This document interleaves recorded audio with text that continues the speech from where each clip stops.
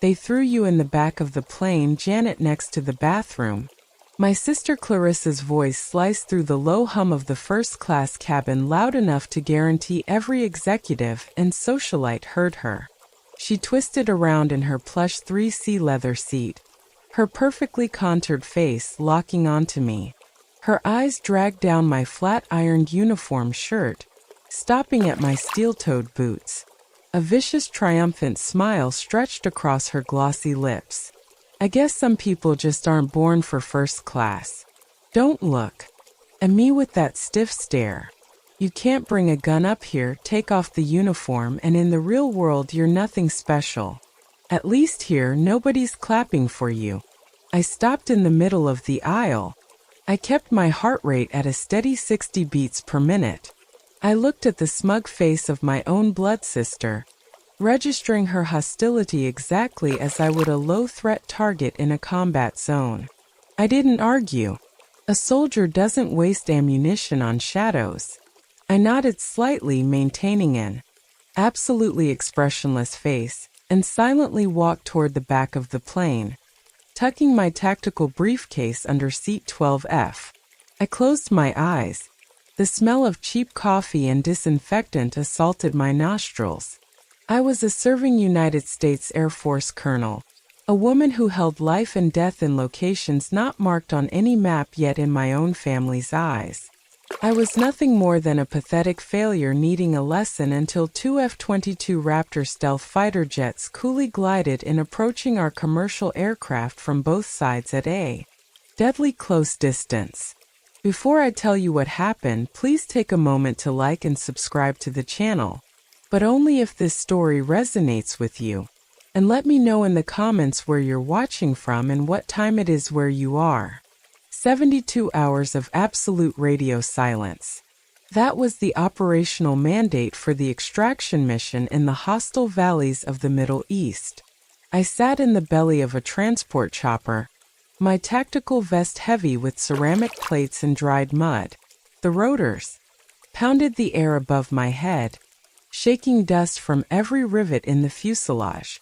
I braced my boots against the metal floor and pressed my spine into the vibrating hull. The mission was a success. We pulled the intelligence team out of a collapsing hot zone without a single casualty. But isolation requires a price. For 3 days, I existed completely off the grid. No civilian networks, no personal calls, no connection to the world I left behind. I stared at the metal floor of the aircraft, counting the rivets in the steel plating to keep my mind disciplined. My father was the only reason I ever powered on my civilian phone after a deployment. He was the only one in my entire bloodline who understood the silence I carried. He never asked me where I had been. He never demanded explanations I couldn't give. Every deployment without fail, he mailed a single handwritten note inside a care package. Instant coffee, wool socks, and a folded piece of lined paper. No complaints, no guilt trips. Just 5 words in a steady slanted cursive. Still proud of you, kid. He was the only person who showed up to my commissioning ceremony. Clarissa claimed she had a migraine. My mother said the drive was too long. He came alone, stood in the back row in the rain with a disposable camera. And when I walked across that stage, he saluted me, a civilian saluting his daughter. His hand shook and his eyes were wet, and he held that salute until I passed. I carried that image in my chest pocket next to my dog tags for 15 years. I stepped onto the secure tarmac at base and pulled my encrypted civilian phone from my cargo pocket. The screen flared to life. The signal bars jumped to full strength. Instead of a voicemail from my father, the screen flooded with a single text message from Mr. Lawson, my old high school history teacher. I thumbed the screen open with a sand-crusted fingernail. He offered his deepest condolences for a beautiful funeral. He mentioned how moving the eulogy was. He said he was sorry I couldn't make it. My boots stopped moving. The desert heat suddenly felt like ice against the back of my neck. My father was dead. He had been dead for days. I stood frozen on the concrete reading the message 3 times to ensure I wasn't hallucinating from sleep deprivation. The words didn't change. Beautiful funeral. Moving eulogy. Past tense. Done. Buried without me. The phone weighed 40 tons in my hand. I bypassed my barracks, walked straight to a secure communications tent, and dialed Clarissa's number. The satellite signal bounced, crackled. Connected. She answered on the 4th ring, chewing something crunchy. Her voice was casual, relaxed, the voice of someone who had already moved on. I demanded to know why she buried our father without waiting for me. She didn't hesitate. She didn't stumble. She didn't apologize. She proudly told me about the crowded church, the imported white lees she ordered, the string quartet she hired, and the speech she delivered to 300 guests. I gripped the phone so hard my knuckles turned white. The plastic casing creaked under the pressure. She told me she stood in front of our entire extended family, aunts, uncles, cousins, neighbors, church members, and lied to their faces. I heard her exact words echo through the tiny receiver delivered with the precision of a woman who had rehearsed them. Janet is on a business trip. She's too busy to care about the family.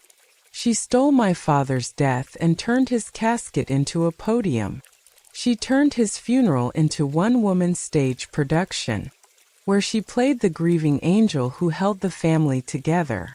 And I was the heartless absent villain who chose a paycheck over her own father's grave. She was eating sand in an air-conditioned church. I was eating sand in a combat zone. I demanded an explanation. I reminded her she knew my deployment schedule. I told her the Red Cross had emergency notification protocols specifically designed for active duty service members in communication blackout zones. A single phone call. That was all it required. One call and the military would have extracted me from the mission, flown me stateside on emergency leave, and put me at my father's side before the first shovel of dirt hit the coffin. Clarissa knew this. She knew the protocol. She chose to bypass it. Clarissa let out a sharp, dismissive sigh through the receiver. She didn't care about my logistics. She didn't care about military emergency channels. She didn't care about the 72-hour communication blackout that kept me trapped in a hostile valley while she was standing in a designer black dress, dabbing her dry eyes with a monogrammed handkerchief, playing the devastated daughter for a crowd. She delivered the final psychological strike with terrifying ease. You were never home anyway. Your military is more important. The line went dead. She hung up on me. I didn't throw the phone. I didn't scream. I didn't punch the canvas wall of the comm tent. I slid the device back into my cargo pocket, squared my shoulders, and walked directly to the armory. I sat down at the cleaning station, disassembled my service weapon, and laid each piece on the oiled mat with surgical precision. The bolt carrier group came apart in my hands, each component hitting the rubber surface with a clean metallic click. I scrubbed carbon from the chamber with the same focused attention I used to lock emotions behind reinforced steel. Pin by pin, spring by spring, I cleaned that weapon for 45 minutes. When I reassembled it, the action was smooth. The bore was spotless, and the bloodline was officially severed. I realized that day my only true family war dog tags. Clarissa thought my career was a cheap excuse to avoid family dinners. She had no concept of the Kandahar Basin. Years before my father's funeral, I stood in a makeshift command center built from plywood and corrugated steel, watching a red beacon flash on a digital map.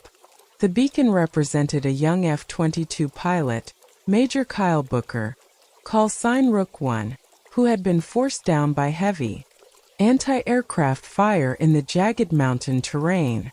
His ejection seat had fired. His airframe was burning in a ravine. He was trapped in a hostile valley with enemy combatants closing from 3 directions. Outside our tents, a massive sandstorm was tearing visibility down to 0. The canvas walls snapped violently against the support poles. Sand forced its way through every seam, grinding between my teeth, coating the screens of every piece of equipment with a fine brown film. General McCallan stood over the radio console, his jaw locked so tight the tendons in his neck were visible. He studied the map. He calculated the risk. He issued a direct non-negotiable order. Stand down. The rescue choppers couldn't fly in the dust. The rotary wing pilots refused to lift off. Booker was considered a calculated loss. Acceptable attrition. I looked at the red beacon on the screen. It pulsed like a heartbeat. A 28-year-old kid was bleeding out in a ditch, and the United States military had just decided he wasn't worth the fuel. Refused to let a soldier die alone in the dirt. I unclipped my radio from my vest and dropped it onto the command table. The plastic casing cracked against the plywood surface. The sound cut through the tent like a gunshot. Every operator in the room turned and looked at me. General McCallan barked my name. He called me by my full rank and surname. He told me I was facing an immediate court-martial if I took one more step toward that door. I looked at him for exactly 2 seconds. I turned my back on a 2-star general and sprinted out of the command center. The blowing sand stripped the skin off my cheeks the moment I cleared the tent flap. I bypassed the grounded helicopters, their rotors tied down their crews, sheltering inside, and commandeered an F-16 sitting on the alert pad. The ground crew chief sprinted toward me, crossing his arms in an X screaming abort signals over the wind. I climbed the ladder, strapped into the cockpit, bypassed the standard pre-flight checks, and fired the engine. The turbine screamed to life, drowning out every voice on the tarmac, sucking sand into the intake with a sound like grinding teeth. I was a JSO operative with multi-platform flight clearance, and I was going to carve a path through that storm, even if it cost me my stripes and my freedom. I pushed the throttle forward and shot into the blinding brown wall. Visibility was non-existent. The canopy was opaque with particulate, the sand grinding against the glass like sandpaper on steel. I flew strictly on instruments, keeping the jet dangerously close to the valley floor to avoid the worst of the upper-level turbulence. The terrain following radar painted the canyon walls in green lines that shifted and jumped with every gust. The airframe shook violently. Warning lights flashed across the instrument panel in rapid succession.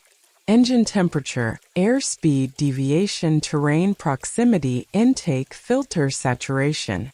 I ignored every single one. I locked onto Booker's distress beacon and followed the signal through the canyon walls, threading the jet between ridgelines I couldn't see. I opened a localized comms channel. Booker's voice came through broken, ragged, barely audible, over the static. He was pinned behind the wreckage of his own cockpit section. He could hear small arms fire getting closer. I told the kid to keep his head down. I told him I was inbound and I was not leaving without him. I dropped my ordnance precisely along the ridge line, clearing the hostile positions advancing on his crash site. The concussions rippled through the valley floor, sending columns of dust and debris skyward by minutes. I pulled the jet into a hard banking turn, the G-forces pressing my helmet against the headrest, and came back around for a second pass. I circled the perimeter at dangerously low altitude, burning fuel at an unsustainable rate, keeping the remaining hostile forces pinned down with the sheer acoustic terror of a low-altitude fighter pass. The sound of an F-16 at 200 feet is a weapon in itself. It shakes the ground. It stops men from thinking. I held the circle pass after pass, fuel gauge dropping toward bingo, until the storm broke just enough for a heavily armored extraction team to roll in on the ground. I watched through a brief gap in the dust as armored vehicles reached the crash site. They pulled Booker from the wreckage. He was alive. Burns on his right arm and torso, a broken collarbone, a laceration across his forehead that had soaked his flight suit collar dark with blood, but alive. His heartbeat showed on the medic's monitor, and that monitor was the only thing I needed to see.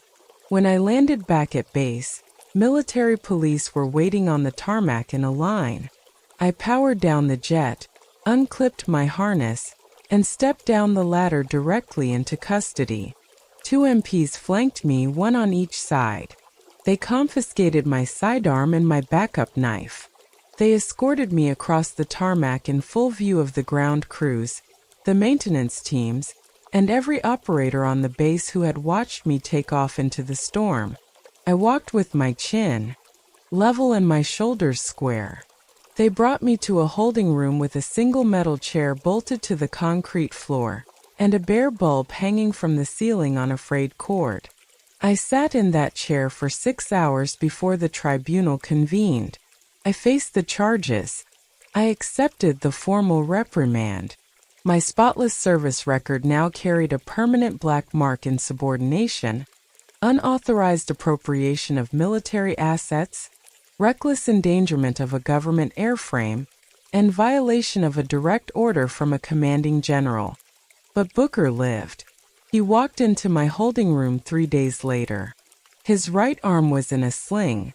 Second-degree burns were visible on the right side of his flight suit, where the cockpit fire had eaten through the fabric before ejection. The skin on his forearm was raw, blistered, and wrapped in white gauze that was already soaking through with fluid. He stood in the doorway and saluted me with his left hand. He didn't say a word. The look in his eyes forged a contract stronger than any civilian marriage or biological tie. I traded my spotless record for his pulse. That is how soldiers pay their debts. Clarissa would never understand a currency that didn't involve a bank account. I apply the principles of warfare to every aspect of my life. When you face an enemy who relies on deception, you do not attack their armor. You dismantle their supply lines. Months after the funeral, I sat at my minimalist dining table in my DC apartment, booting up my secure laptop. The screen glowed blue against the bare walls. No photographs, no decorations, no civilian clutter. Clarissa's company, living radiantly, was generating millions through premium organic wellness products. Her face was plastered across billboards, magazine covers, and sponsored social media campaigns. She sold the fantasy of pure, clean living to desperate women willing to pay $200 for a jar of face cream and $150 for a bottle of green powder that promised to cure everything from anxiety to aging. I leveraged my internal intelligence network, civilian forensic accountants and supply chain analysts who owed me favors from years of joint task force operations. One of them was a retired Navy investigator who specialized in corporate fraud. I bought him a steak dinner at a diner off Route 1 and slid a folder across the table. He took it home. It took exactly 48 hours to trace Clarissa's supply chain from her branded warehouse in New Jersey to its true origin. She wasn't using organic farms. She was importing cheap synthetic chemical compounds from unlicensed overseas factories and falsifying the FDA organic certifications. The shipping manifest didn't match the declared contents. The laboratory signatures on her compliance documents belonged to a chemist who had been dead for 4 years. She was poisoning her own devoted followers for a profit margin. A soldier respects truth above all else. I did not confront her. I did not call her. I did not engage in a screaming match over the phone. That is how civilians fight, with noise and emotion. I fight with evidence and timing. I compiled the shipping manifest, the fake laboratory signatures, the purchase orders from the unlicensed factories, the offshore bank routing numbers, and the dead chemist's forged credentials into a single encrypted digital dossier. Every document was organized chronologically, cross-referenced, and annotated with source verification. I labeled each file with the precision of an intelligence brief, tagging the most damning items with red flag markers. The dossier was 47 pages long. It was bulletproof. Routed my IP address through 3 proxy servers, 2 domestic, 1 overseas, and sent the entire package anonymously to the investigative desk of a major national newspaper. The journalist who received it was a Pulitzer nominee who had taken down a pharmaceutical company the previous year. I chose her specifically. I closed my laptop, walked into my kitchen, and brewed a black coffee. I stood by the window watching the city traffic crawl below on the avenue. I felt nothing but the quiet satisfaction of neutralizing a toxic threat with a single surgical strike. The coffee was bitter. The justice would be worse. The article hit the front pages the next morning. The headline was devastating. By noon, consumer advocacy groups were issuing public warnings to stop using Living Radiantly products immediately. By 2:00 p.m., Clarissa's stock plummeted 18. By 4:00 p.m., she was pounding on my apartment door like a feral animal. The thud shook the frame. I heard her heels scraping the hallway tile as she shifted, her weight between impacts. I unlocked the deadbolt and pulled the door open. She stood in the hallway, her designer sunglasses pushed up into her messy, unwashed hair, her face red and swollen with absolute rage. Her hair maze bag was hanging off one shoulder, its strap twisted. She pointed a manicured finger directly at my chest. Her hand was shaking. "It was you, wasn't it? You hate that I'm successful. Just cling to your cheap military honor. Nobody cares." She screamed until her voice cracked, echoing down the quiet residential hallway. A neighbor 2 doors down opened his door a few inches, saw the scene, and closed it quickly. The deadbolt clicked behind him. Clarissa's mascara was running in dark streaks down both cheeks. Her French tips were chipped from hammering my door. Her entire empire was hemorrhaging in real time. And she needed someone to blame. She needed a villain, because admitting she was the fraud meant admitting she was nothing. I didn't step back. I didn't raise my voice. I stood in the doorway with my arms crossed over my chest, my feet shoulder-width apart, evaluating her breakdown with the same clinical detachment I used when watching a prisoner crack under interrogation pressure. I let her finish her tantrum. I let every word hit the air and die. When she finally stopped to gasp for air, her chest heaving, her lips trembling, I leaned forward just slightly, close enough for her to smell the black coffee on my breath. A tactical piece of advice. Clarissa, never build a fortress on sand. I didn't wait for her response. I stepped back, shut the heavy oak door in her face, and engaged the deadbolt. The lock clicked with a sound that carried absolute finality. I walked back to my kitchen and picked up my coffee. It was still warm. The war was officially declared. A week before the flight, my phone buzzed on my desk at the Pentagon. The vibration rattled my pen against the metal surface. I recognized Clarissa's number on the caller ID. I hadn't heard from her since I shut the oak door in her face. 3 weeks of silence. In my experience, silence from a narcissist is never peace. It is preparation. I answered the call strictly to monitor the developing situation. Immediately, the sound of heavy dramatic sobbing filled my ear. She told me the scandal was destroying her life. She told me she couldn't sleep, that she hadn't eaten in days. She told me she had a panic attack in a parking garage and collapsed against the steering wheel, and an ambulance had to come. She told me her fiancé Lyle was threatening to leave. She said she had lost everything and I was the only family she had left. Her breathing was ragged, punctuated by sharp theatrical gasps. Then she deployed her ultimate weapon. She claimed our father had left a letter begging us to reconcile.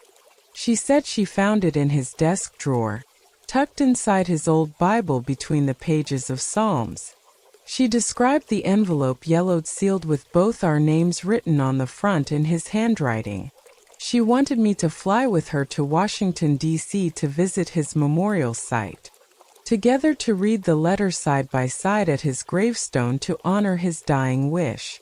She promised she had booked us 2 side-by-side tickets, first-class retreat. She said she wanted to make things right. Her voice cracked with the precision of a trained actress hitting her emotional mark on cue.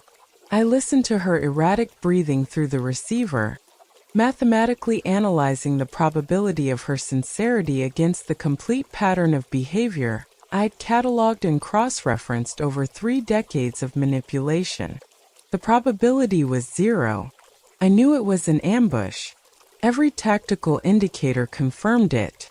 But a soldier does not retreat from a designated objective simply because the terrain is hostile. If there was even a fraction of a % chance that honoring my father's memory required me to step onto that plane, I would do it. I owed him that much. I owed the man who stood in the rain and saluted me. I opened my laptop before packing and checked Clarissa's social media accounts. The confirmation was immediate and damning.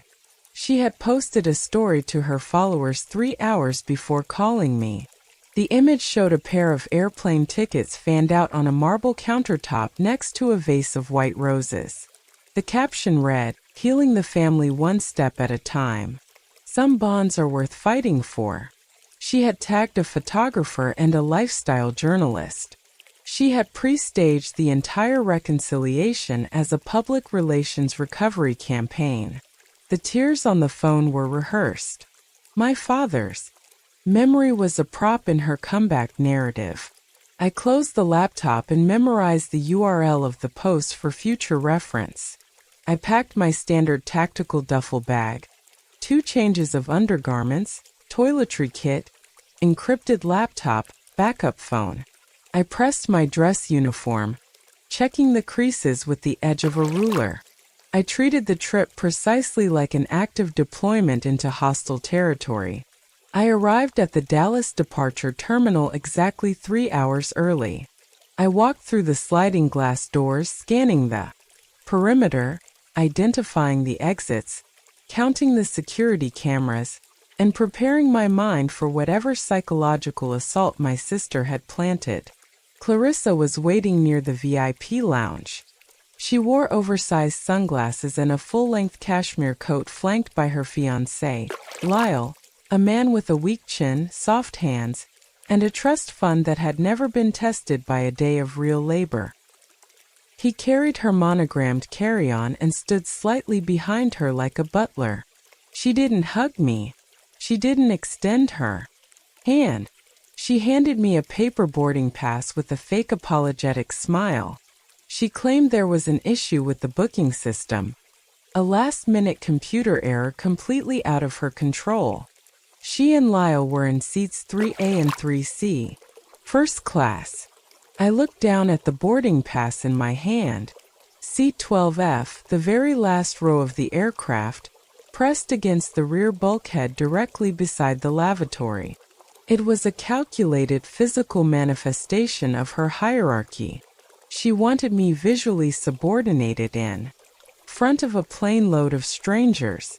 She wanted every passenger to see the colonel walk past the champagne and leather and disappear into the back with the checked bags and the cleaning supplies. I took the boarding pass without a single flinch. I did not complain to the gate agent. I did not ask for a reassignment. I folded the paper precisely in half and slipped it into my breast pocket. I walked down the jet bridge, my boots hitting the metal floor in perfect rhythmic precision. I entered the cabin bypassing the spacious leather recliners of first class where a flight attendant was offering warm towels and sparkling water. I felt the eyes of the wealthy passengers tracking my uniform as I passed. Clarissa made sure to speak loudly to Lyle as I walked by, laughing about something on her phone, securing her narrative. I kept my chin parallel to the floor, navigating the narrow aisle, walking straight into the trap she had designed to break my spirit. I moved past row 3. That was when Clarissa unleashed the full ambush from her plush 3 seat. She twisted her body to face the cabin, ensuring maximum audience coverage, and her voice pierced the quiet air like a blade. She mocked my seat assignment next to the lavatory.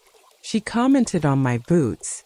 She told the cabin I wasn't important enough for the front. I absorbed the impact of every word the way I absorb incoming fire. I cataloged it, assessed the threat level, and refused to flinch.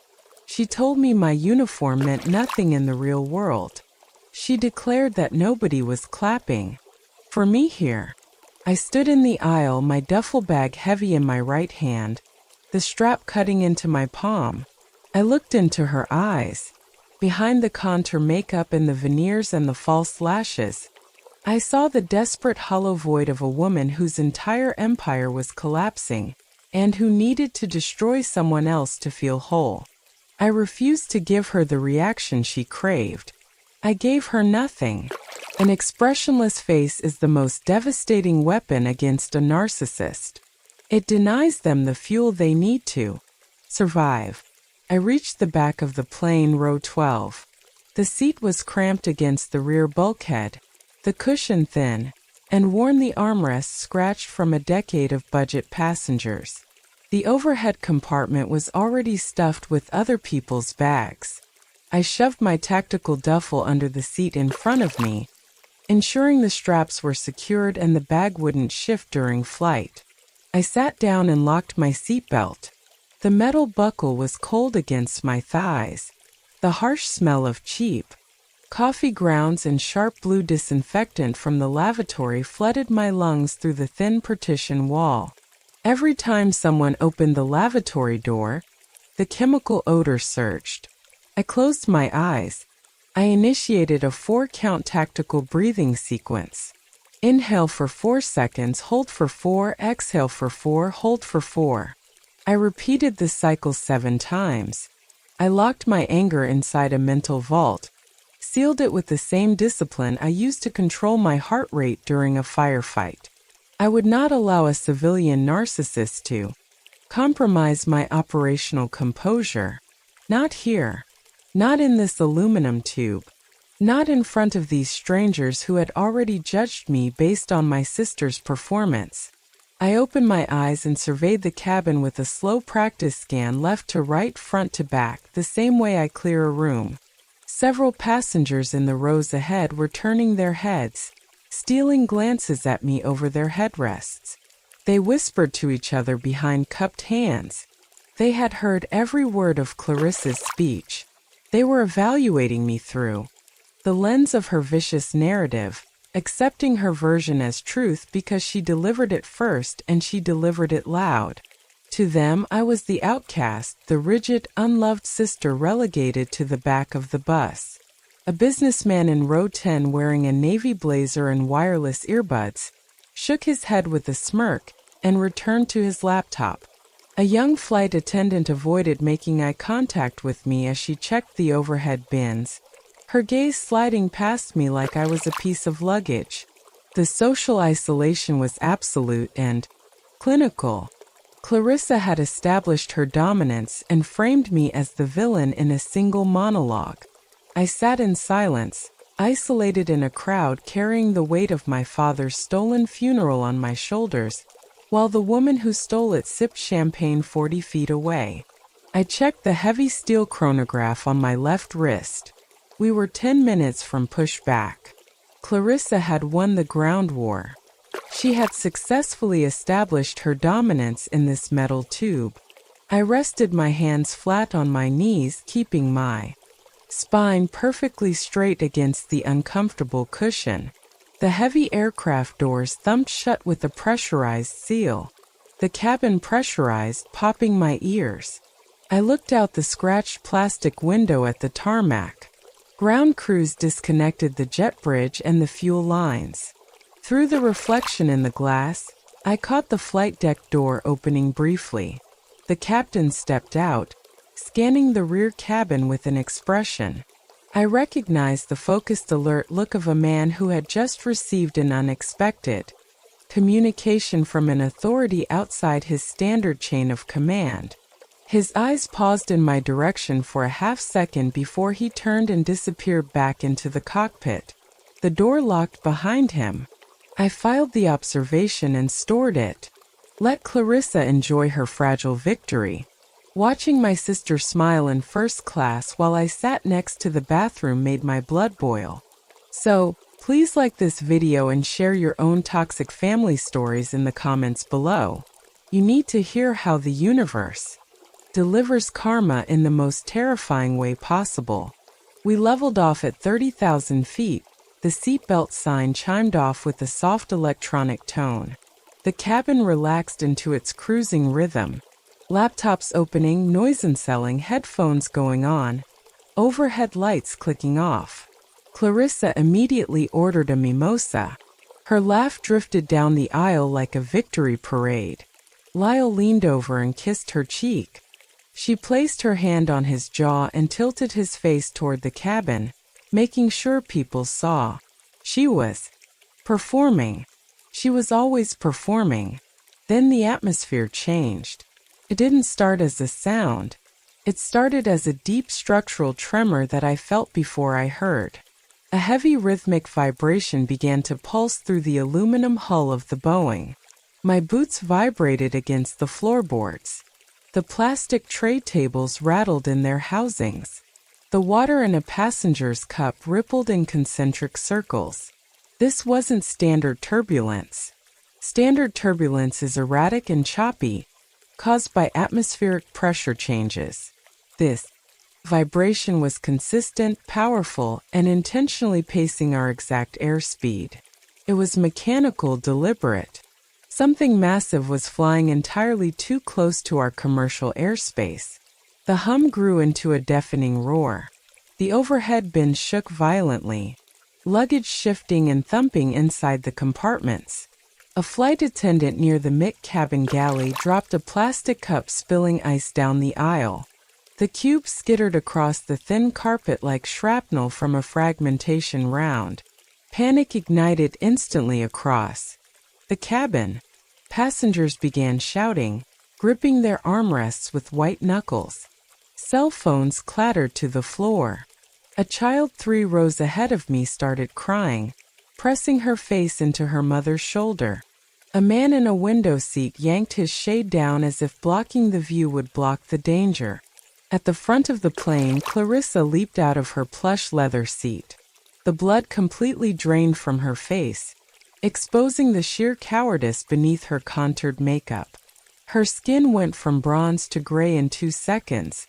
She grabbed the shoulder of a passing stewardess, her manicured nails digging into the woman's vest, her voice shrill and hysterical and cracking on every syllable. Is it terrorism? Is there a bomb? She was terrified. Her wealth, her 3.2 million followers, her fake organic empire, her cashmere coat, her first-class mimosa, all of it meant absolutely nothing at 30,000 feet when real danger approached. Lyle was frozen in his seat, his mimosa soaking into his linen shirt, his mouth hanging open, his soft hands gripping the armrests like a man who had never faced a single moment of genuine physical threat in his entire sheltered life. The CEO of Living Radiantly and her trophy partner were reduced to helpless, whimpering civilians in a metal tube they couldn't control. I did not panic. I did not move. I did not grip my armrest or look for the nearest exit or pray to anyone. I sat perfectly still in 12F, my hands flat on my knees, my spine locked against the seat back while 186 other souls on this aircraft surrendered to terror. I tilted my head toward the window and pressed my ear closer to the vibrating hole. Every sound tells a story if you know how to read it. My eardrums, trained on dozens of active military flight lines across 4 continents, instantly recognized the acoustic signature cutting through the thin air. It was a dual-engine harmonic, not the turbofan whine of a commercial airliner, not the chop of a helicopter, not the irregular rumble of propeller-driven aircraft. This was a thrust vectoring turbo in pair, specifically Pratt & Whitney F-119. Engines, each producing 35,000 pounds of thrust, each capable of supercruise without afterburner. No civilian craft on the planet produces that violent tearing sound. It is the sound of a machine built for a single-purpose, controlled absolute dominance of the sky. My heart rate stayed locked at 60 beats per minute. I leaned slightly to the left, pressing my shoulder against the vibrating cabin wall, and looked out the scratched acrylic window into the dense cloud cover. The white clouds outside my window suddenly shredded apart like torn fabric.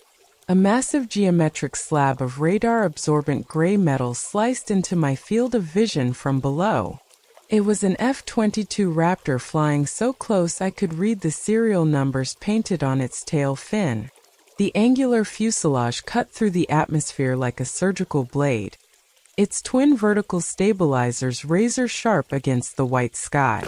A second later, another Raptor flanked the right side of the commercial jet, appearing in the opposite windows with the same silent predatory precision. They were flying in a tight, aggressive combat formation, intentionally violating every FAA civilian airspace regulation in the book. They had physically boxed the Boeing in. 2 of the most advanced stealth fighters ever built by human hands were escorting this commercial aircraft like a presidential convoy. I watched the lethal sharp angles of the stealth fighters riding the slipstream, and I knew exactly who was sitting in the lead cockpit. The burn scars on his right arm would still be visible beneath his flight gloves. The debt he carried was older than his marriage, deeper than his rank, sealed in blood and sand in a valley in Kandahar. Major Kyle Booker, call sign Rook 1, had found me. I pressed my back into the seat and waited. The aircraft intercom hissed, emitting a sharp electronic squeal that silenced the screaming cabin. Every shout, every prayer, every panicked whisper died instantly, cut off as if someone had pulled the plug on the entire human frequency. The captain's voice came through the overhead speakers. He did not use his standard soothing customer service tone. His voice was taut, controlled, vibrating with a rigid absolute reverence that came from a man who understood exactly what was happening outside his windshield. Ladies and gentlemen, please remain seated. The 2 F-22s outside are not a threat. That is an honor escort from the United States Air Force ordered to close airspace to salute a special passenger sitting in seat 12F. The entire cabin went dead silent. The silence was physical. It had weight. Every single head on the aircraft swiveled toward the back row toward me. 187 pairs of eyes locked onto the woman in the pressed uniform sitting next to the bathroom. The businessman in row 10 who had smirked at me earlier was now staring with his mouth open. His wireless earbuds dangled forgotten from one ear. The flight attendant who had avoided my eyes was gripping the drink cart with both hands frozen in the aisle. Her lips parted. The crying child had gone quiet. A woman across the aisle from me pressed her hand to her chest and held it there. Up in first class, Clarissa's brain short-circuited. I didn't need to see it. I heard it. The reality of the captain's announcement shattered her fragile narrative like a bullet through a plate glass window. She clung desperately to the back of seat 3C, her knuckles bone white, and screamed toward the cockpit door. Her voice was raw, stripped of its usual polished performance tone, breaking apart like wet paper. Impossible. You have the wrong person. 12F is my sister.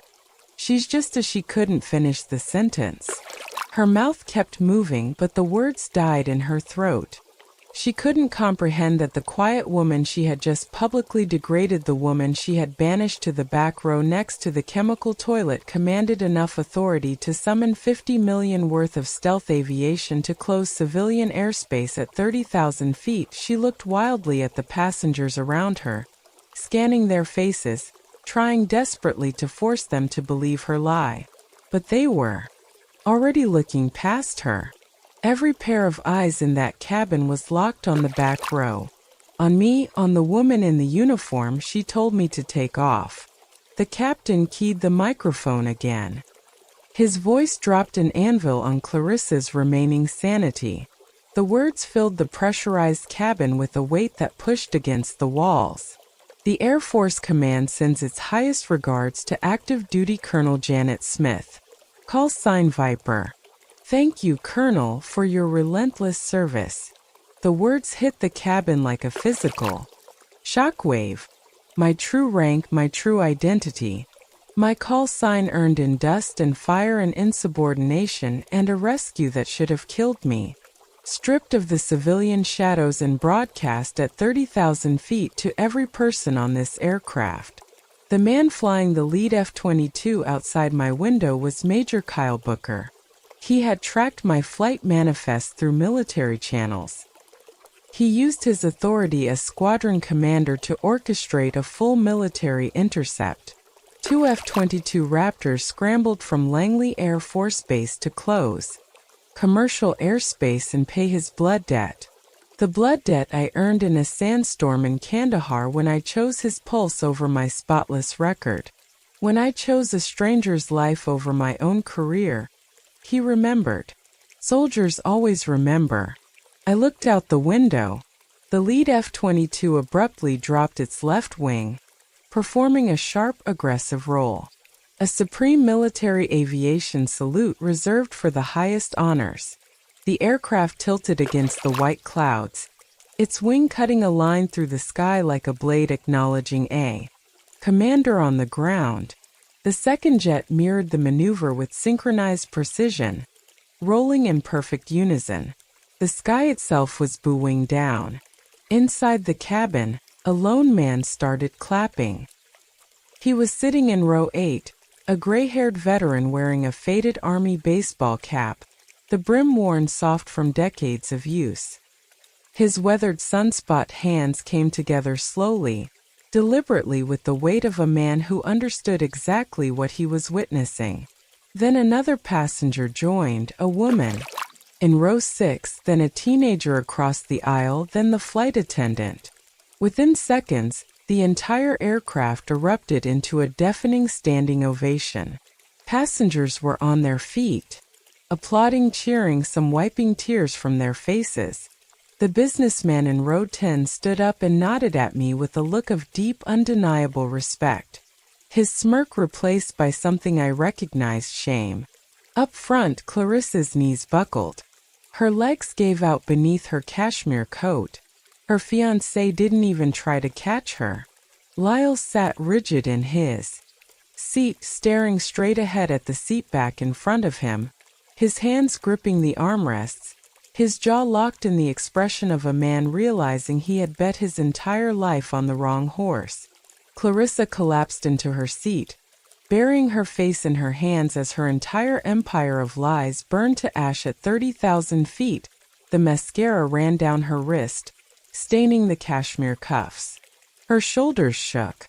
The woman who had told me to take off the uniform because I was nothing without it was now drowning in the applause that uniform commanded.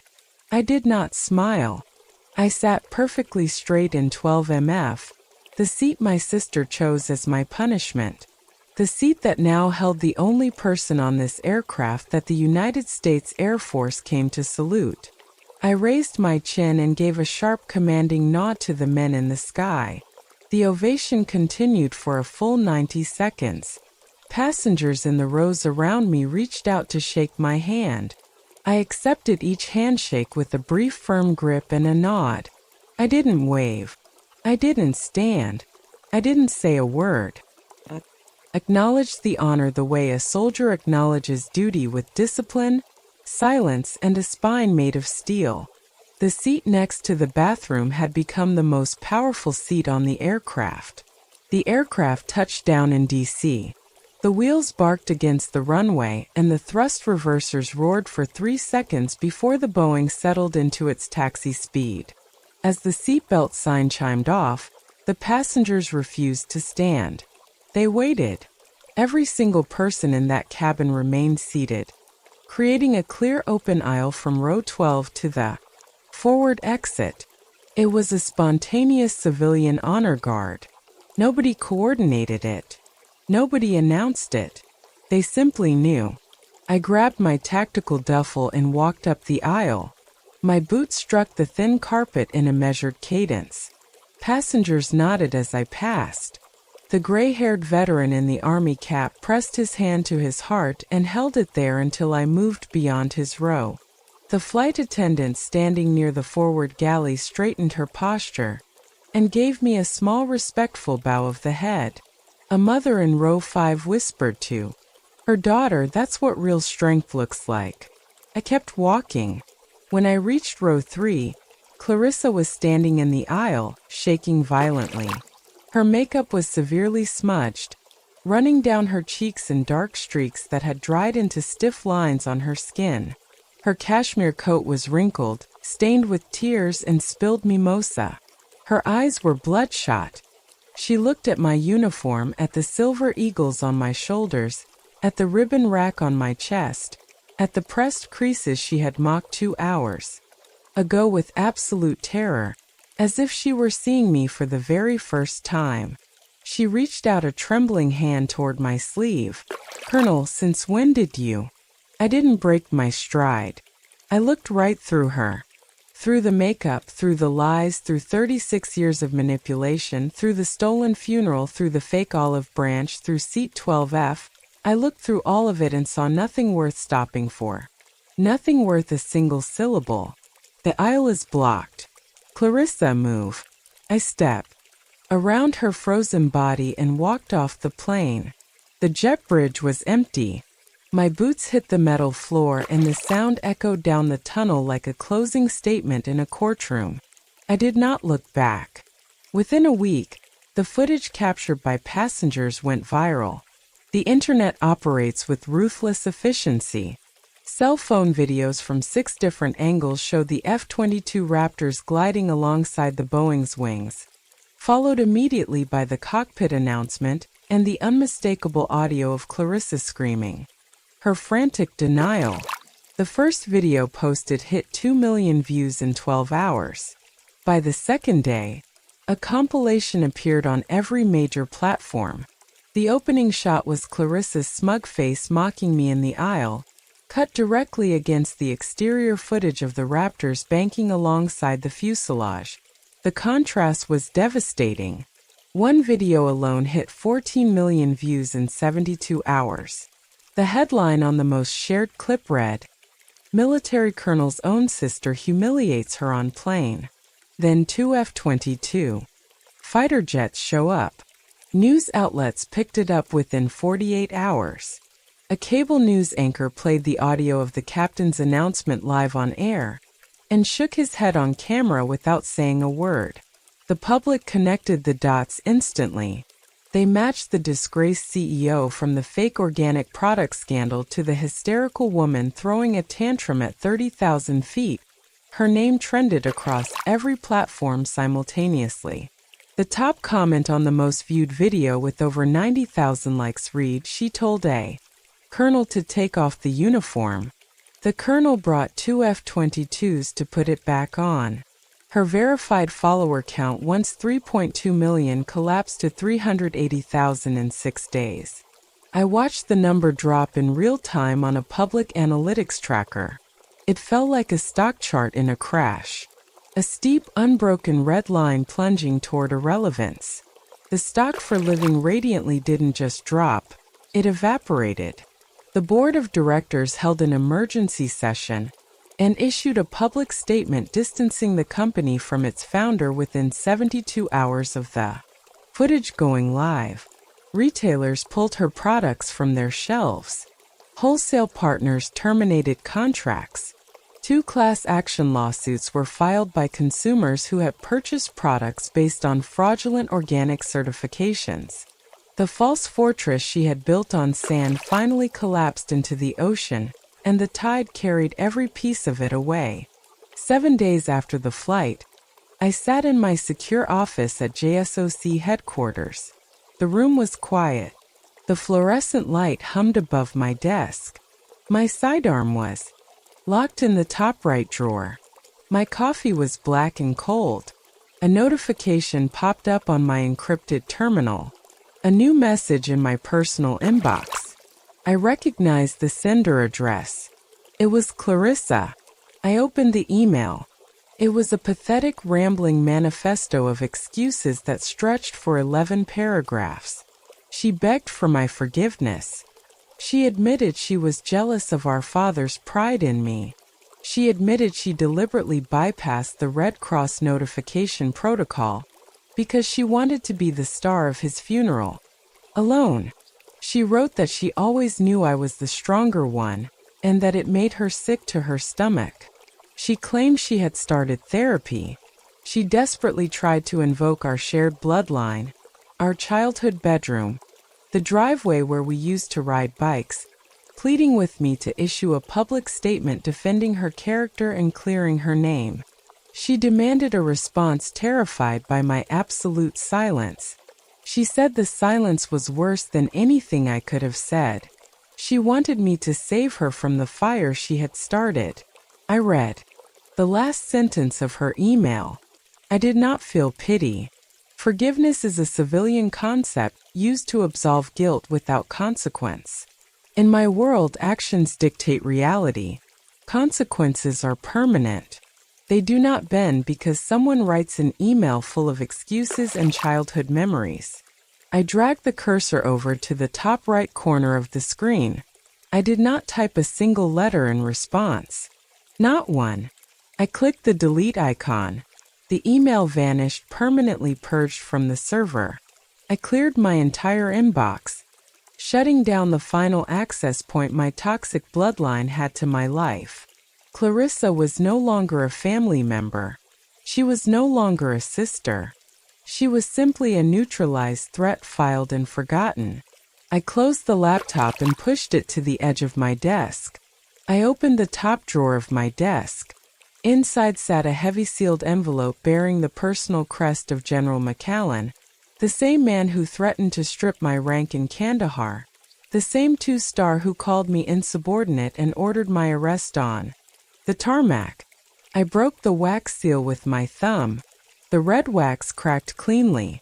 I unfolded the thick stationery. The paper was heavy textured, the kind of paper a general uses when a typed memo isn't sufficient. The handwriting was sharp and disciplined, each letter formed with the rigid precision of a man trained to issue orders, not sentiments. I read the short paragraph in the center of the page. There are breathing lives out there because you dared to break my rules. I owe you a thank you. It was the highest form of validation a soldier could receive. Not an apology, not a reversal of the reprimand, a recognition of absolute truth. The general who called me insubordinate, who had my sidearm confiscated, who sat across from me at a tribunal and read the charges aloud, had taken a pen and written by hand that I was right, that the lives I saved were worth the rules I broke. I read the sentence twice. The weight of it settled into my chest, not as pride but as confirmation. I had paid the price and the receipt was in my hands. I folded the letter carefully along its original creases, pressing the edges flat with my thumbnail. I placed it back into the drawer next to my father's last care package note, the one that read, "Still proud of you, kid." 2 pieces of paper, 2 men who saw me clearly. One was blood, one was brass. Both told the truth. I locked the drawer securely with the small brass key I kept on my dog tag chain. I stood up and walked over to the full-length mirror mounted on the back of my office door. Looked at the woman staring back at me. The lines around my eyes were deeper than they were 5 years ago. The jaw was harder. The posture was locked in place by 2 decades of military discipline and a lifetime of family warfare. I smoothed the lapels of my dark blue dress uniform. I checked the alignment of my ribbons, adjusting the National Defense Service medal a fraction of an inch to the left. I touched the silver eagles pinned to my shoulders. Clarissa told me to take the uniform off because I was nothing without it. She was wrong. The uniform didn't make me strong. My unbreakable will gave power to the uniform. Every crease, every ribbon, every polished button was a record of the choices I made when no one was watching and no one was clapping. I left my office and walked out of the command building into the late afternoon air. The sun hit the vast expanse of the military tarmac, casting long shadows from the hangars and control towers. A platoon of young cadets was marching in, formation in the distance, their boots striking the pavement in unison. As I stepped onto the edge of the flight line, a young female cadet broke from the formation. She was barely 20, her boots still new and stiff, her uniform still carrying the sharp creases of someone who pressed it with too much starch. She stopped 3 feet in front of me, snapped to attention, and delivered a textbook salute, palm flat, fingers together, wrists straight. She didn't say a word. She didn't need to. The look in her eyes carried everything she had seen the video, and she was saluting the woman who proved that a female officer could command the sky. I returned the salute. She held it for 2 seconds, then pivoted sharply on her heel and jogged back to her platoon. The exchange lasted 4 seconds. It carried the weight of a generation. High above the base, a pair of F-22 Raptors roared across the painted sky, leaving twin white contrails cutting toward the horizon like chalk lines drawn on blue slate. The engines tore through the silence with that unmistakable F-119 harmonic. I watched them disappear into the clouds. I didn't salute. I didn't need to. They knew I was down here and I knew they were up there. My family tried to bury my identity, but they forgot that you cannot bury a viper. I didn't need to attend family dinners where I was treated like a ghost. I didn't need my sister's fake tears or her transactional love. I had built a fortress out of titanium and discipline, and it was entirely mine. I took a deep breath of the jet exhaust, turned on my heel, and walked back to work. My war was over, and the sky belonged to me. If you know what it feels like to finally cut ties with toxic family members and reclaim your power, please like this video, subscribe to the channel, and share your journey in the comments. Your story might be exactly what someone else needs to hear today to finally walk away.